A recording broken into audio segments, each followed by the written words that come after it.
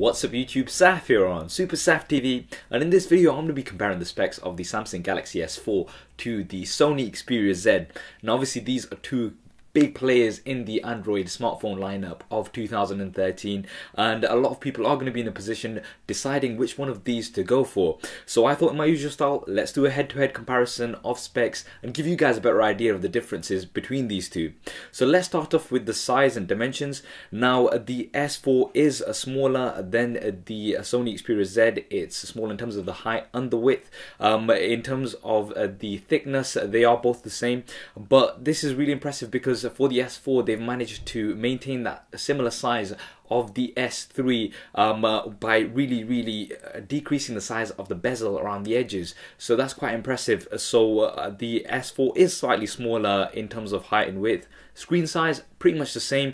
The S4 4.99 inches, pretty much 5 inches really, and as with the Xperia Z as well, 5 inches. Resolution wise as well, head to head both of these go 1080p displays, 1920 by 1080, 441 pixels per inch. Very similar here. 1080p videos are going to look great on these devices. You're going to be having that full resolution. Weight, the S4 130 grams, the Sony Xperia Z 146 grams. So the S4 again a lighter phone as well, so a little bit more compacted than the Xperia Z. However, the build, the S4 polycarbonate casing. Now this is something that a lot of people are sort of disappointed about, is because of that sort of plasticky feel. It doesn't feel too premium. The Xperia Z has the Gorilla Glass on both sides, and it's anti-shatter durable glass, so you've got water resistance and dust proof. Now this is a unique selling point of the Xperia Z, something not other premium smartphones have. You can, like, you've seen the adverts where they're just literally putting water over it, and you know the amount of times people have accidents where they drop water over the device or drop it into some water. Like, this is going to be really expensive, especially considering the amount of money that you're going to be spending on these devices. Looking inside, what's inside these devices, the processor, the S4 has an Exynos 5 octa-core processor. That's 8 cores, 4 at 1.6 GHz Cortex A15, and another 4 at 1.2 GHz Cortex A7.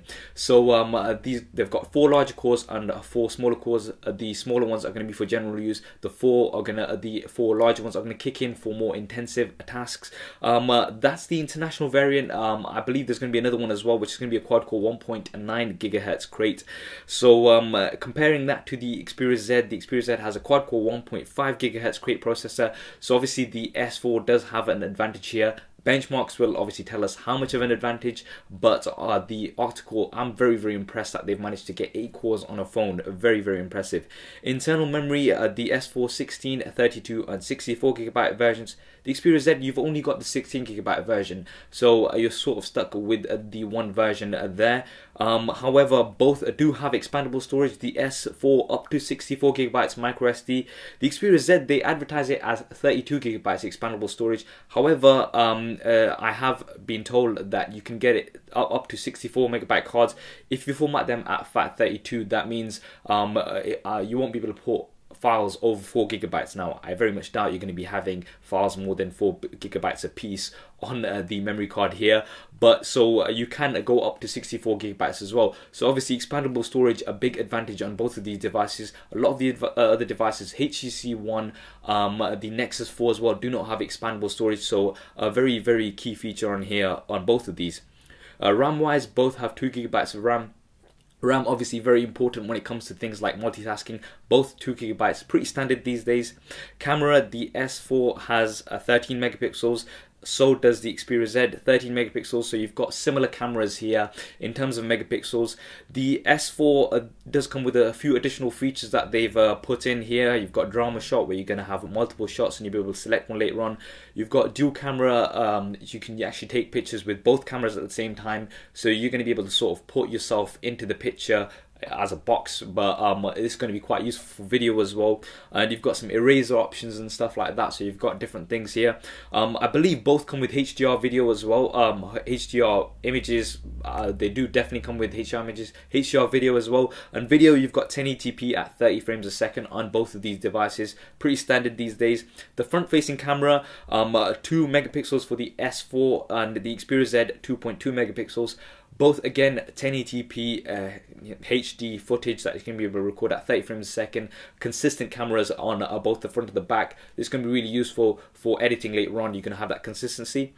Operating system, now the S4 comes with Android Jelly Bean 4.2.2, the latest Jelly Bean version with the TouchWiz interface. The Sony Xperia Z, Android 4.1.2 Jelly Bean, so it's there may be an upgrade later on. And I believe that the interface, the UI on the Xperia Z is called Timescape. Apparently this is not as intrusive as the TouchWiz interface, but the TouchWiz interface does come with a lot of additional features. Now, some of the features that they've been talking about, you've got smart scroll. You can scroll down, you know, when you reach to the end, it does eye tracking, and you can also tilt the device. Smart pause, where you look away from the device if you're watching a video, and it will pause it. You've got air gestures as well, which is really useful, so you can sort of hover over the S4 and it's going to give you expandable menus, etc. So another very, very useful feature. And they've also got things like the infrared sensors as well, so infrared LED, so you're going to be able to use it as a remote as well. So another few useful features here. In terms of battery, the S4 has a lithium ion 2600 milliamp battery. The Sony Xperia Z, lithium ion 2330 milliamp battery. Now the key thing to note here is that the S4 is a removable battery, the Xperia Z is non-removable, so you are not going to be able to get a spare battery or anything for the Xperia Z. The S4 has a slightly larger battery. Performance wise, obviously that would have to be seen hands-on. Price wise, both are going to be quite similar. You're going to be looking at around £500 to £550 in the UK and around about $700 in the US, and that's the sort of pricing. So you got that premium pricing there. To summarize, those are some of the key differences between these two devices. Now obviously each of them have their advantages. I think the key advantage of the Sony that a lot of people are loving is that water resistant and dust resistant feature. The S4 on the other hand is a little bit more compact. Yes, it's got that sort of plasticky look to it, which a lot of people are not happy about, and it looks the same as the S3 as well, so that's another disadvantage there. But it's got some of these new features and these new sensors that they've been talking about, temperature sensors and the infrared, so you've got like hover, things that we've not seen much on other devices, as well as the octa-core processor. So, you know, it's a very, very, you know, tough decision, no doubt, but both of these devices have their advantages. I mean, which one would you go for? What are your views on these devices? Would you go for the S4 or would you go for the Xperia Z? Do drop me a comment below and let me know your thoughts. And obviously, if I do get hold of the S4, a full review will be coming up on the channel in the usual style. Hope you enjoyed this video and found it useful. If you did, please do hit that thumbs up button. It really does help me out. And why not subscribe to the channel? I've got plenty more videos coming up on here. Hit this subscribe button right here. Thanks for watching. This is Saf on Super Saf TV, and I'll see you next time.